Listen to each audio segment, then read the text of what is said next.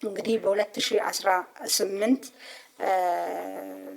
በጀት ዓመቱ ሲጠናቀቅ እንግዲህ 2017ን የእድገት አክቹዋል አፈጻጸም ከታየ በኋላ አዲስ የመጡ ከኢንቨስትመንት ማቋያ ይሁን አጠቃላይ በየዘርፉ የታዩ ለውጦችን ታሳቢ በማድረግ እንደገና ፕሮጀክት ተደርጓል። በየጊዜው በየኳርተሩ መልሶ የሚፈተሽ ቁጥር ነው። እንደምታውቁት የኢኮኖሚ እድገት ትንበያ በ2018 10.2 በመቶ የኢትዮጵያ ኢኮኖሚ እንደሚያድግ ተተንብዮአል።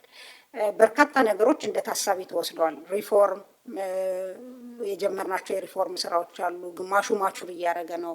ቀድመን ያደረግናቸው ሪፎርሞች ኢምፓክታቸው ላግ አድርጎ የሚመጣበት ጊዜ ነው።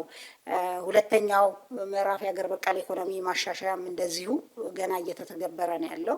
የዚህም ሪፎርም አጠቃላይ የንግድና ኢንቨስትመንት ከባቢን ከማሻሻል አኳያ ትልቅ ሚና ያለውን የዲጂታላይዜሽንን፣ የሲቪል ሰርቪስ ሪፎርምን በተለይ የመሶብ የአንድ ማዕከል አገልግሎት ኢኮኖሚ ውስጥ ትልቅ ቅልጥፍና በመጨመር ለኢንቨስትመንት ምቹ ሁኔታ ከመፍጠር አኳያ ትልቅ ሚና የሚጫወት መሆኑ ይሄ በደንብ ታሳቢ ተደርጓል።